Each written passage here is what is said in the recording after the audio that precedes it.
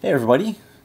Well, here we are at the last week of classes and wanted to give you some feedback on where you were going into this last week and any refinements you might need to make with this final portfolio. I am, however, going to give you suggestions, but ultimately I'm not going to tell you which images to keep and which ones to edit out. Part of what I want you guys to become familiar with and become well versed by all the lessons that we've gone through in this class is how to recognize successful photographs. And certainly the first step to that is being able to evaluate your own images for being successful. So with that, we'll take a look at everyone's portfolio and give you some feedback and hopefully get you to the place you need to be for your final project. So the first group of images here are Janae's, and she's working on some graffiti throughout the city.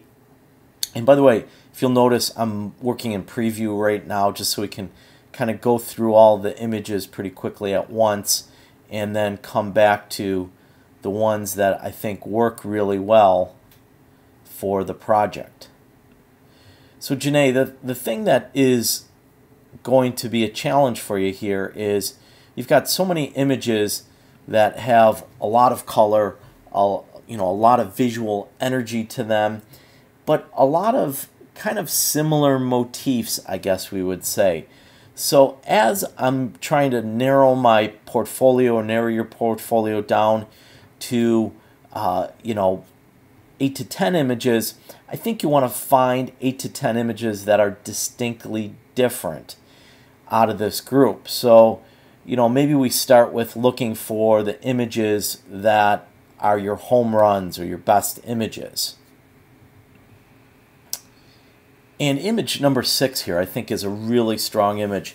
The thing that I love about this shot is we've got sort of this clutter in the foreground that still has sort of little pieces of the graffiti on it, and in some strange way almost kind of blends in with the graffiti, so we don't know where the graffiti ends and the decay and the deterioration begins here. So from that perspective, I love the visual optical illusion you've got going on in there. So this is definitely one of my favorite shots. Then we move into this shot. I think this shot is a little bit different than the other one because we've got lines now coming from the left side of the frame. We've got a little bit more solid information in the foreground. There was kind of like a lot of decay in that last image, whereas in this image we've got sort of these really heavy letters and heavy greens and oranges in here, which I think really work well. And formally speaking, these lines just really lead our eye into the frame super beautifully. So again, I think this is one image that works really well. And then I like this image, but I'm just wondering if this image, maybe if you have a version of this, that you're just a little bit lower down to capture a little bit more of that reflection that's going on in that pool of water, because I think that could be pretty interesting. So maybe kind of working off of these as your basis for your selections here. Now what I talk about repeating on the selections. So you've got this image, which we thought was great because of the heavy colors, and then this one, two totally different spots, but they seem very, very visually similar in the way that they're arranged, that they're composed, the formal arrangement in here of shapes and patterns. So I would pick between one of these two, either this one or this one. And for my money, so much of your project is full of color and full of super saturated primaries that I think I probably would opt to take this one over that image number 13.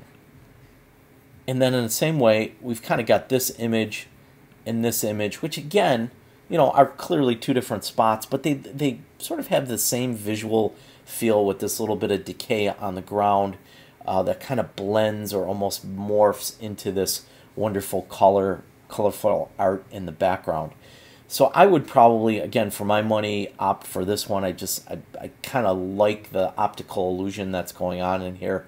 It's a little more subtle than this one right here, which it seems that crack is just really heavy-handed to me. So that is probably where I would start to build that editing process from. Looks like all of your images are solid, everything's in focus, everything is exposed correctly, looks like the color balance is pretty consistent throughout. So you are in really good shape. I think just your biggest challenge here is just getting the images edited down to where there's enough variety through those 8 to 10 images that we're not kind of looking at the same motif in every single one. So let me know if you have any questions, but I think you should be in solid shape here heading into this last assignment. So next up we have Timothy's work. And Timothy, really appreciate your artist statement. I think it is quite wonderful in how you talk about, life is almost like a deck of cards, and the odds of coming to be in this place at this time right now is astronomical. And you compare that to an appreciation for sort of taking in all the little details of life.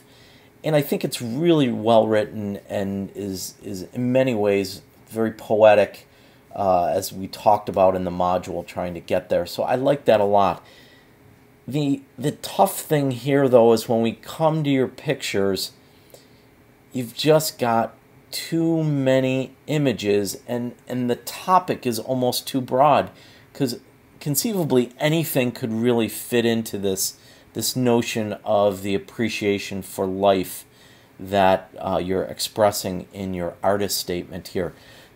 So maybe to help you understand what I'm looking for a little bit better and sort of narrow in on the images that we want, I want you to be able to look at all of your images and say, okay, this photographer shot all of these photographs because they have a similar style, a similar way of looking at things. And in fact, if you looked at Janae's images in the last portfolio, I think it was a perfect example of what I'm looking for. All those images sort of had a similar look and feel through the saturation of color, through the decay, through the attention to all of sort of the rubbish and the details in there. So all of that really works well from that perspective. Whereas we get in here and you look at this image and then look at this image, both nice shots, really love the shots, but they just look like they could have been shot by two completely different photographers. So we got to figure out a way to pull all these things together to make sure that when someone views your work, they see that it's sort of one continuous body of work done by the same photographer.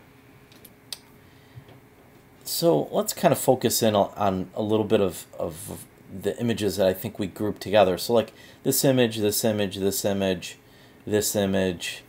We got anything else here? Maybe even this image, these two images, these images, all kind of grouped together as sort of, almost not so much an appreciation of life, but sort of appreciation of, how we've been able to embrace technology, and that makes our lives so much better. And then I think that becomes a little bit more narrowly focused on those. Or we could group these images where we've got more sort of organic things like the sky and the rooster and the deer in the park and the sunsets and the leaves. Then those become, I think, sort of a nice grouping of images. And then I think you've got clearly a third distinct group of images like this one and this one and this one and this one that are much more formal, and when I say formal, based in form, so shapes, patterns, outlines, that kind of stuff. All of those are in here, and quite honestly, when I look at these, I don't see sort of, this amazing story of life here. I mean, certainly these are part of all of our everyday achievements and sort of all the little things that maybe don't go appreciated, but it kind of feels like you might be going a little bit more in the organic direction with your portfolio. But that, I'm not saying you necessarily have to go there. I think the important thing here is you find that grouping and then maybe hone your artist statement in a little bit more as to why you've picked that grouping and brought it together. You know, again, I think we've got a really solid solid body of work here to work with. Lots of good images, lots of high quality images, but you just got way too many different things. So tighten them up, get them all together, find ones that are kind of linked, and then also be careful, don't repeat stuff. So, you know, for example, this image and this image are essentially the same image. So we don't want to repeat those two types of images in the same shot. And in fact, I'd probably even throw this one in there as part of that grouping of images that would be the same. And you know, again, similarly, this image and I'm sorry, this image and this image are again very similar, and probably two images that I would not include both of them in your portfolio. So you got a little bit of editing to do, a little bit of kind of more narrowly focusing on what you're doing here. And I think if you do that, you should be able to pull it together. And I would also, in your rewrite of your artist statement, definitely go back in and maybe reconcile why you've chosen this particular grouping of images. Okay, if you have any questions, definitely reach out and let me know, and I'll try to help you best I can. And next up, we've got Hannah's images. And start out with your artist statement. You know, really, again, another very solid artist statement. I love how you sort of begin to tell this story here, and it's almost like kind of a fantasy of such. And then you immediately change tone as you move to the second paragraph and relate it personally to you. So I think this is just a beautiful introduction to the body of work and a great way of connecting this story to yourself and then by extension to all of the images. So like that a lot. Let's pull this out of here. And then we get into your images. So now I notice you didn't put any of them in sequential order here. So it's a little bit challenging to figure out which ones go where and so forth. But, you know, again, probably the things that I would say to you is your images very much have interesting vantage points like this, like this, you know, sort of exaggerated vantage points, exaggerated angles that kind of support maybe the distorted perspective that is one of the symptoms that might be associated with mental illnesses here. So as you're selecting, I would really work towards, you know, using these really interesting vantage points. Your use of pattern and shape is also really interesting in here. Like again, the images that I seem to really connect together are this, and maybe this is almost even like your opening image. Excuse me there.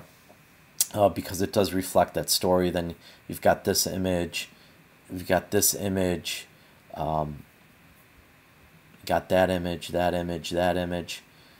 Those images, I think all of those ones are really strong and all sort of have a similar vantage point. I love this shot. I love this shot, this shot, this shot, and this shot. But they all seem like they're actually one body of work that might drift away from where you were at in your artist statement and moving towards sort of looking at the patterns in this fabric, which are the things that catch my attention here, rather than its association with mental illness. So I might choose one of these images, and as great as the rest of these are, maybe leave them out, and honestly, maybe something like this, again, because it's got that great low vantage point, is what is really drawing me into that. Other than that, I think you're pretty solid. Again, maybe here these two again are kind of repeating motifs. So maybe, again, your vantage point here is a little bit more similar to the other one. So maybe I go that direction on that. But really good job here. I think you're in solid shape. You just got to come up with a nice edit here. Gosh, I really love this one too. So maybe, you've got a hard decision here between this one, and well, maybe we can in this instance get both of these in there, because they are a little bit different in and of themselves, and two very, very beautiful images. So you're in good shape. I think just narrowing stuff down a little bit and making some of the hard choices here. Sometimes we have to part with images that are ones that we really love, but might not necessarily effectively advance the portfolio or the body of work as a whole. So just think about some of these choices here, but I think you are in fantastic shape here. So look forward to seeing how this whole project comes together for you. So next up we have Maurice's images. And Maurice, so I like where you're going in this artist statement. You kind of try to connect everybody to the college experience and sort of elicit fond memories for these times. But a couple things I think we need to correct here. First of all, on your artist statements, we need to have them spell checked here, and be careful of words like their. So this should be THEIR, their opinion, not their opinion of college. So it's a possessive there. And then also down here, I'm hoping to create the kind of feeling that one gets from looking at an abstract painting. Maybe expand upon that. What is the feeling you get from an abstract painting? And talk about that a little bit more. And here, this sounds awkward. I'm hoping to create the kind of feeling. How about saying it is my desire to create the kind of feeling that one gets from looking at an abstract painting? So a few little corrections there on that end of things. And then let's take a look at your images.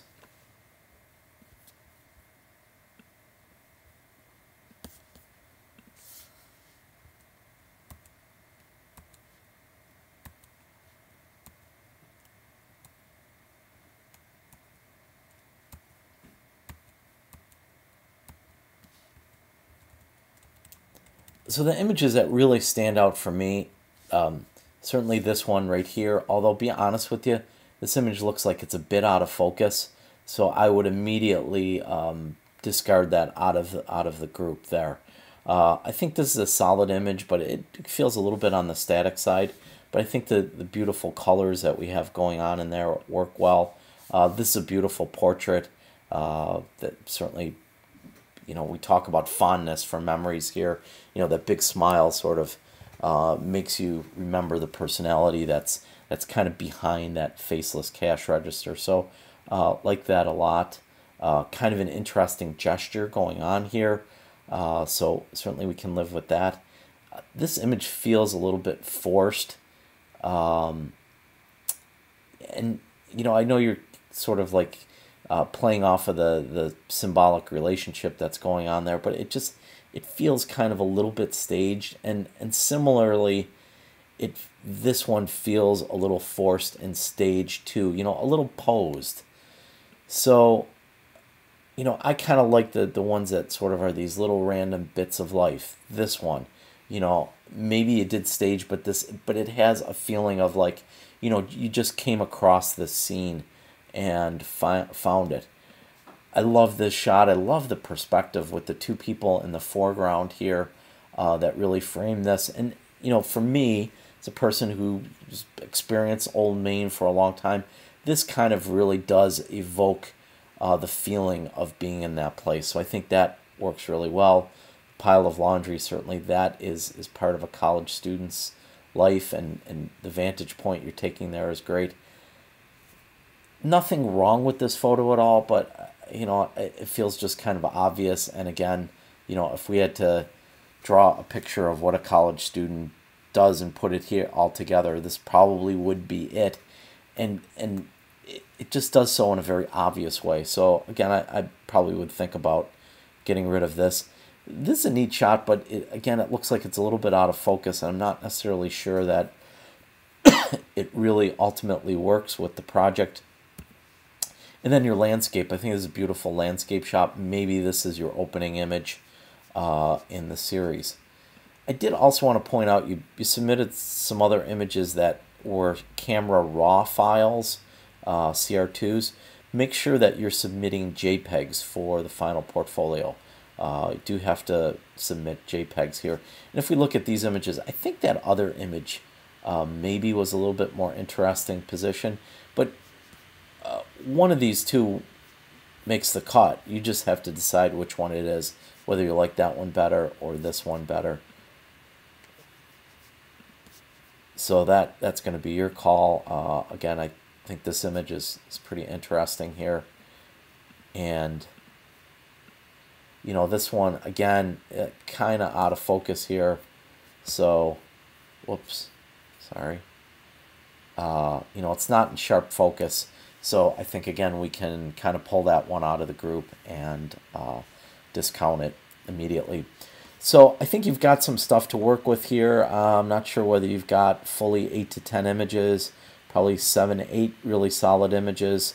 I would continue to look for maybe images like this that are, you know, just really well done, really well composed, say something about the people, and maybe avoid kind of stuff like this that just, you know, it just looks like, you know, you sent your buddy out in front of the sign and said point to it. So head that direction and stuff like this. I mean, I think this is really a beautiful portrait or a beautiful image of Old Main here. So that's the direction I would encourage you to head in, and certainly make those refinements to the artist statement. Definitely have to proofread that one more time and maybe refine it just a little bit, and make some choices here on photos, and perhaps even bring in a couple that didn't make the cut here, and see if they might fit in with the group of things. So look forward to seeing what you have to present next week. Thanks. So next up we have Deodric's work, and interestingly enough, very similar to the portfolio that we just looked at, and kind of you're going to examine college life and all the different, you know, struggles and triumphs and all of the stuff that goes on in there.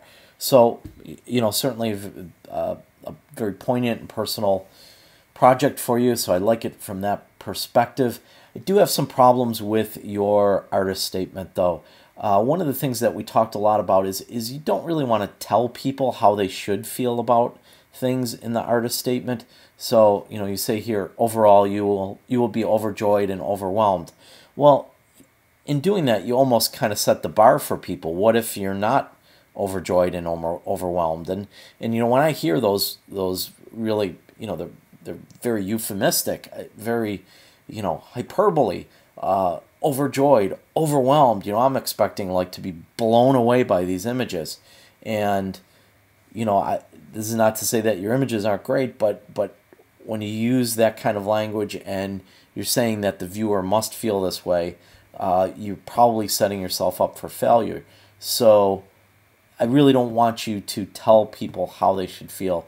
Maybe intimate somehow that there's lots of emotions that people go through in college, and that perhaps this will give you a sampling of those emotions, something like that. But don't tell them how they should feel here. And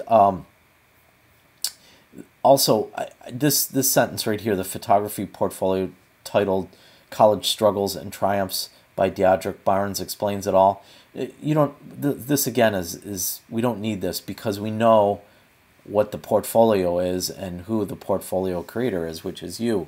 So this almost seems repetitive there, and it almost feels strange because it kind of feels like you're referring to yourself in the third person.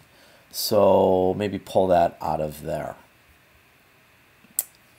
And then onto your images. So interesting, you and Maurice must have been out shooting the same day, the same place, same location, and so forth. I do like this version of the image better than Maurice's because you are in focus here. So it certainly works from that perspective. Although we've got to definitely pick one of these two images. These are complete repetitions of each other. So I know you've got it labeled 3 and 4. I would definitely pull out one of those two. The bills that students must incur, sort of like the little tchotchkes we get around campus, the fortune cookie. You know, looking at all these details, I think, you know, these are all little parts, like these little vignettes of a college student's life. So now it's about shape, it's about form, it's about texture, it's about pattern.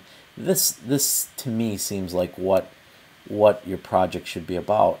You know, we get into this shot, but this seems very, very different to me from these other ones that are sort of very detail, shape-driven type of shots. So I probably might eliminate this shot and eliminate these two initial images and just stick to sort of these really tight images. And, you know, probably try to avoid ones that don't look too staged. Like this feels to me like it was, you know, just a super random kind of positioning. Maybe it was, maybe it wasn't, but it at least sort of feels very natural to me. Similarly, I think this one, same way. It feels like, you know, it's a, excuse me, a slice of life here. And I even, you know, honestly, this might be the way I kind of would like to see you use people. Sort of this cool, you're focusing in, yes, on a detail like some of these other shots, but you include the people within that detail. So I think that's a pretty brilliant strategy, and that works for me, as opposed to this, which maybe even, is that her up in that shot? No, I can't tell because it's kind of dark in there. But maybe that's the way to show people sort of through their phones. So that's kind of how I would tighten this up. Maybe even, I'll let you make the decisions here on this, but maybe stick towards these small little detail vignettes, and I think you'll be in solid shape there. So refine that artist statement. I think you've got some touch-ups to do in there, and then you got to narrow down this portfolio and just try not to repeat things. That is going to be the big no-no for everybody here. Just try not to repeat images like you did here in images 3 and 4. So look forward to seeing what you put together for us. So next up I have Matthew's images.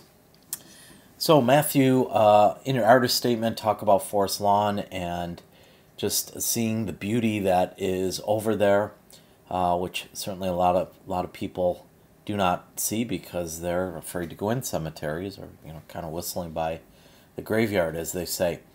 So your project takes a look at it.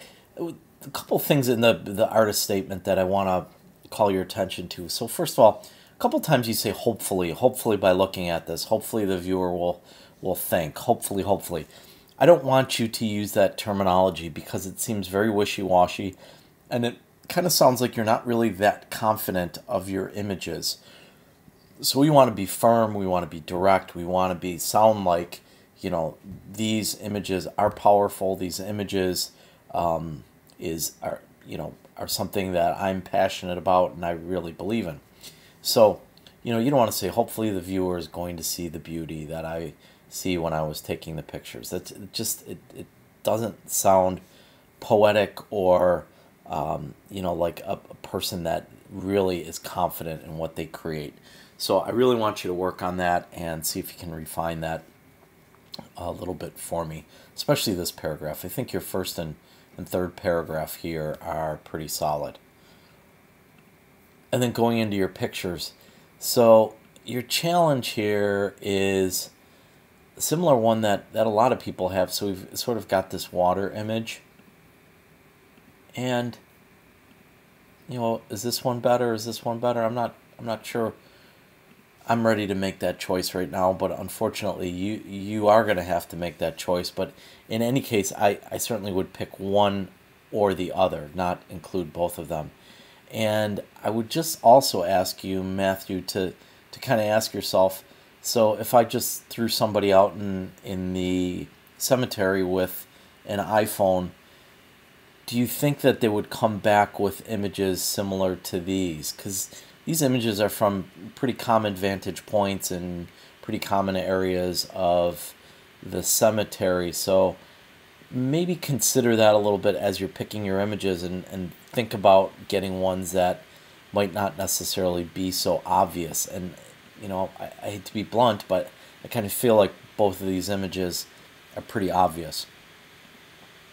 This, on the other hand, is a little bit more interesting. We've got these unusual crucifixes that are arranged in a pattern that have these red flowers on them. I guess they're poinsettias on there. And, they're all sort of arranged in a really nice pattern that all lead up to the sculpture of Jesus and his mother. So that works well for me. Again, Matthew, I got to say, this kind of feels like, okay, I just, hopped out of my car and grabbed a snapshot here. In fact, the deer is almost blending in with the background so much. So I really feel like this is not one of your strongest images, and certainly not one that we would say, okay, someone that spent a lot of time in the cemetery has discovered. I mean, I kind of feel like, pretty much anybody driving down the road is going to see this one in the cemetery. Again, a little bit stronger image. I like the fact that we've got lots of color in here that contrasts really uniquely against this very dark polished stone that we've got going on in the background there. Again, some patterns of tombstones and some shadows and stuff like that going on, but taken from eye level, taken from the side of the road. So you got to find a way around that and find a way to give us some visual variety that is going to get the viewer excited about seeing something that they haven't seen. I know you're probably saying, okay, well, I want to show this stuff to people who haven't been in the cemetery, which is great, but I think you also need to have for your audience people that have been there, and you want to say to them, look, I've spent all this time in the cemetery, and look at all these wonderful things that I've discovered and found. And this is one that I'm not sure would take a lot of time to discover. Then we've got an image over at the pond, or Mirror Lake, I think they call it over there. Again, kind of just a snapshot. And kind of oddly composed, because we got the duck is almost swimming out of the frame here. So another image that I'd probably edit out of the group.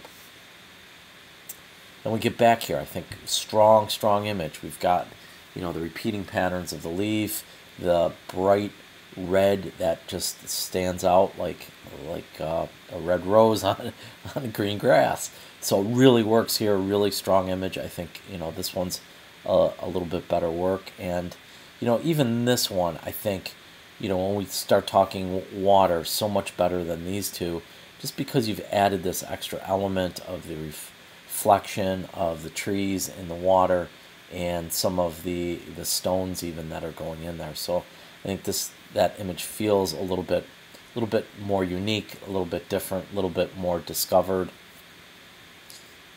I love the big S curve going on in here, so I think I can kind of live with this just because you've got sort of a beautiful landscape image, lots of wonderful colors going on in there.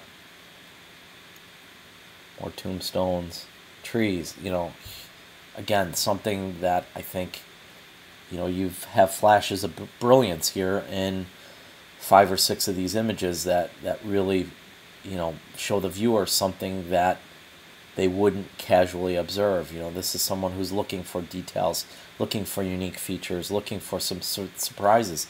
And certainly, the coolest thing about this is who's thinking of love in a cemetery. So there's a certain irony to the fact that there's this heart cut into a tree that's in the middle of a graveyard. So pretty neat shot here. I think perhaps one of your strongest shots. And then the last one, again, the colors are interesting, and certainly the shapes and patterns in there are great. As a person who sees a lot of images from the forest lawn, I want to see like that last closing image just being this dynamite image that I say, wow, that is fantastic. That's really well seen. So perhaps this is worth maybe one more trip back to the cemetery, and maybe try shooting in some beautiful light, some late light, or some early light, some nice sky or some nice shadows. Just something to give us a little bit more than just repeating patterns of stones, which I hate to bang you over the head on this, but I want to see more out of this. So get to work on that, and I'm confident, because you've got some really brilliant shots here in the group, that you can fill out the rest of this portfolio with some really good, meaningful images. So good luck with that. And next up we have D'Angelo's images and his artist statement. So D'Angelo, just like the last couple ones we looked at, so you're kind of telling us how we should feel in here. So the images are brightening and will give off a positive mood. Well, yeah, they probably are brightening and they probably do give off a positive mood, but we don't want to talk about that and tell the viewer how they should feel about these images in our artist statement. What I really like here in your artist statement is more this kind of stuff, talking about the exercising, how it can be helpful to a person, and then maybe talking about your personal connection to the weight room and why you chose that versus anything else here. So maybe this sentence here we want to refine a little bit, and then maybe add just a little bit more of your personal story to it. Why did you take this? Why is the weight room or the gym or working out something that's really important to you? So a little bit of refinement on that. And then into your pictures, this image is out of focus, so immediately we got to discount that. Do not put out of focus images in your final portfolio.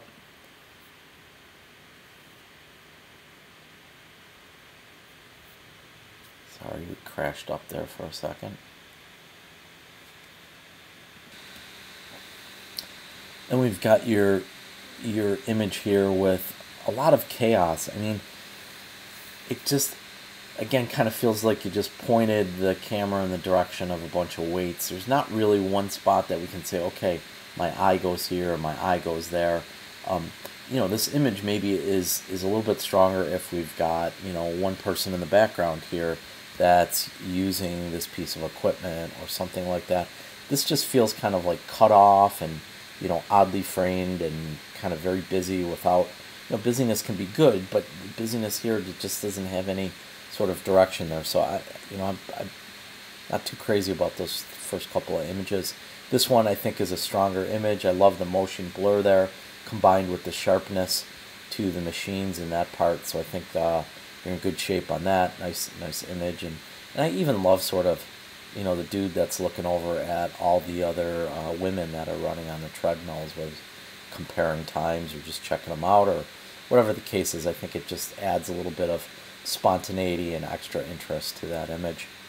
Again, we've got lots of weights, lots of stuff going on here, but you have something that our eye ultimately goes to or lands on there. So that's really good. This image, yeah, I guess it is sharp when we zoom in there, so do that. Now, you go to these two images, they're kind of, and this is the problem that you get into when you maybe pick something like this. You're going to have a lot of shots of people lifting weights, but you really got to try and figure out a way to make them look a little bit different. These two ones look pretty good. I'd probably pull this one out of the group just because I see your reflection taking the picture in the mirror there. So, maybe that would be one that I'd pull out. Another image here, there's motion blur for sure, but also the equipment is out of focus here. So we would pull that one out of the final portfolio also. Same way here, we've got a lot of blurring motion that I think it works on the running photo, but here it feels more like shake rather than intentional motion. same way on this one. It almost just feels like you're using a way too slow shutter speed. And this one I can buy a little bit more. It feels like a little bit more chaos, more of like, you can almost hear the guy grunting as he's doing it. So I can buy that. This looks more like motion blur because it's more exaggerated, just like the feet were on those runners. Again, I get the blur, but I think the blur is not slow enough. You need a little bit more blurring. It kind of almost looks like a mistake here. Again, this is out of focus. Interesting shot. I think, we like the patterns. We like these two images. Good introductions to it. This kind of, again, feels forced, and the color balance is way off. This is a super yellow package here, so we got to work on that. So D'Angelo, a couple things here. I think we got to just be really truthful with yourself and find images that are not blurry. There's a lot of images in here that we've got a bunch of technical flaws on. I think a few of maybe the blurry ones work, like the treadmills here. And I think this works because the treadmills aren't blurry, but the feet of the runners are blurry. Whereas, some of these other ones in this group here, sort of everything's blurry. So it just really feels like, a mistake rather than an intentional blur in here. So we're probably going to have to edit those out. And then these last couple ones, I think these are, good little detail shots that kind of fill in the story. So a couple things. We've got to maybe get some more images that are in focus. I think develop this story out a little bit more, and certainly be very cognizant of being technically correct in everything. So you got a little bit of work ahead of you here in the next few days, but confident you can pull it all together. And certainly if you have questions or you'd like me to look at some images, definitely let me know. And next up we have Sydney's work. So Sydney's portfolio kind of deals with the emotion of happiness. What I really like here is that you're talking about this in the first person.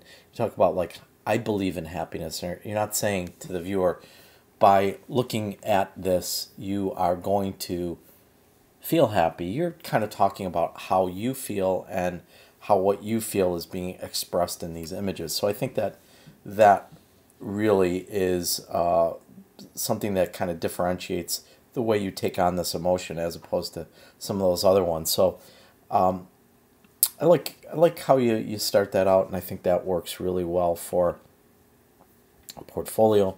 And then we get into your images.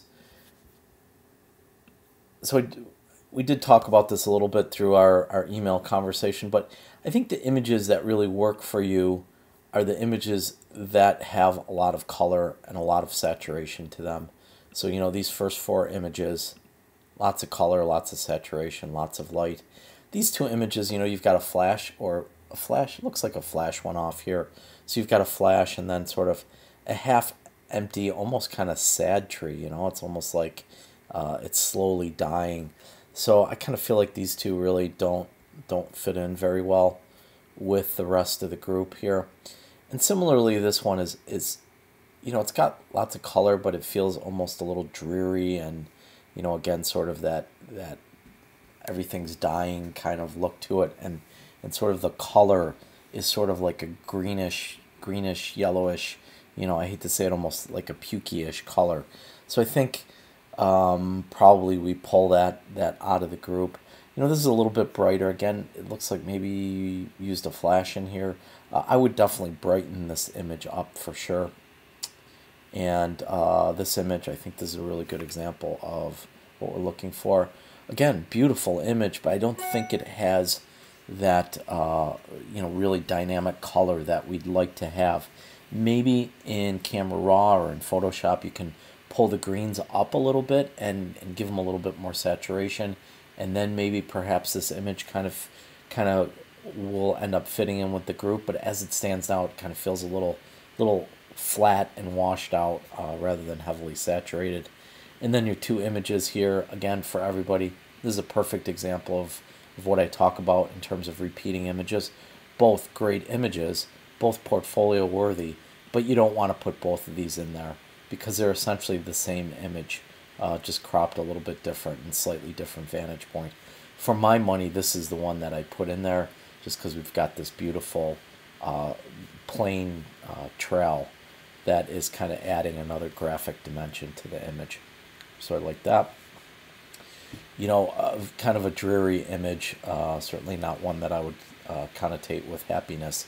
So, you know, again, probably an edit. And then, you know, both these images of the dog, love the dog. But I kind of feel like this image, you know, who sees a dog standing up on its hind legs and kind of looking outside? There's almost like a feeling of anticipation, of happiness, like the owner's coming home, or you know, he sees something, he or she, the dog, sees something that it's really excited about and kind of perks its attention up. So I think I'd probably pull this image as my selection out of these two images rather than keeping them both. So I think you're probably in pretty good shape here with 7 or 8 images. Do think you've got a little bit of work to do here. I would definitely darken up the sky and then lighten up the foreground here. Similarly on this image, I think we'd again like to darken the sky up just a little bit. It looks a little washed out compared to some of these other images. So again, have any questions, shoot me a message and happy to get back to you on that. But I think you're in solid shape, just a little bit of refinement on some of these images you already have. And then to wrap up things, we've got Victoria's artist statement and images. So, you know, a project that kind of examines what our perception of beauty is and what she feels beauty is, and talking a little bit about sort of the way society and the media and, you know, pretty much everybody interacts with beauty and how they perceive it through these different stereotypes. So really solid artist statement. I think you're in good shape with this. I don't see anything here that we need to refine on there.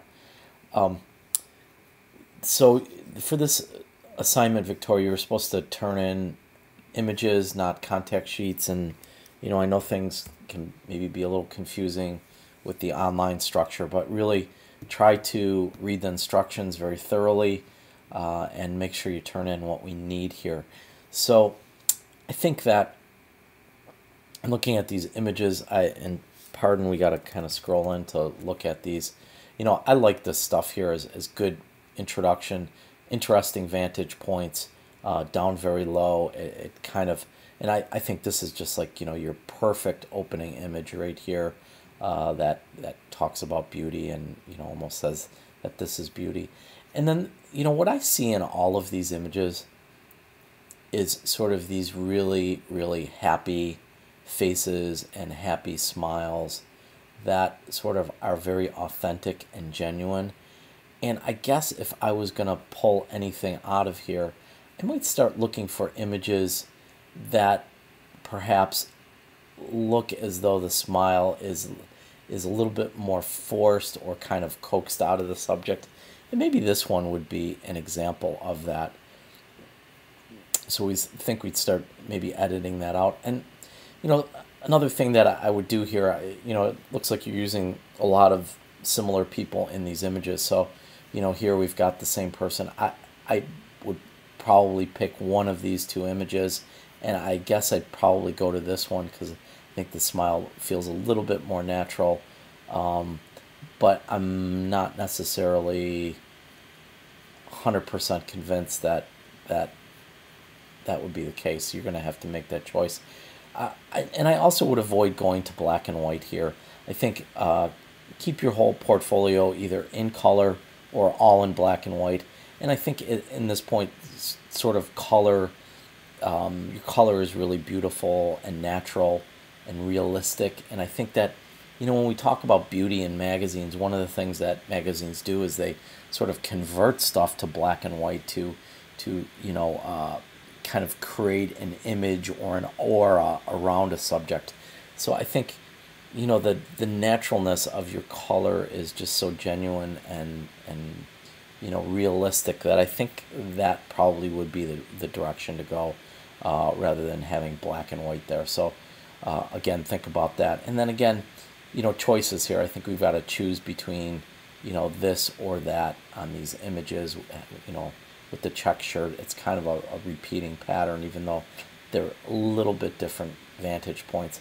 You know, I kind of like this, you know, just sort of the really wicked belly laugh that she's got going on there. So that works for me. You know, again, just, you know, maybe stay away from the black and whites here, because these are beautiful. Your skin tones are so good in here. You know, it's really tough to get good color skin tones, and for the most part in these images, you've nailed it. Here in this shot, the face seems a little bit washed out in there, so maybe you want to address that in Photoshop and get a little bit more skin texture in there. And you know, I don't know about this one. It feels a teeny bit forced to me, as opposed to the other ones that seem, you know, like, look at this one. This one's just such a great, natural, realistic smile and you know, gesturing going on in there. And this one, I think that one and maybe this one are my two favorites of the group. So narrow this down a little bit. I think avoid the black and white. It's kind of, it's like this shot here, you know, it's a beautiful shot, but with the black and white in there, it's almost, it feels a little bit ominous and a little bit dark. And you know, I get the sense from the rest of these images that that's maybe not the direction you want to be in, but you know, it's certainly the way maybe these images easily could be perceived. So why don't you go back to color on that? That way you'll also have cohesion throughout the whole project, and everything will kind of look like it's been shot by the same person.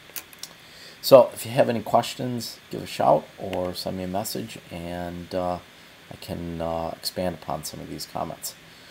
So that will wrap us up on everybody's images here, going into the final. Definitely make sure you read the instructions on the submissions, label things accordingly, make sure you resize things as they're supposed to be resized, and any corrections here on your artist statements, please make sure you take the time to tweak things. I don't think any of the things on the artist statements were super major, maybe a sentence or two here. But, you know, I know you got a lot going on at the end of the semester, and it's easy to say, okay, well, I'll just turn it in like that. But, you know, taking the extra time to just do a couple little things and polish it up really is going to make a difference in the final product. So with that, look forward to seeing everybody's projects come midnight on Monday, and you're almost there. Have a good weekend.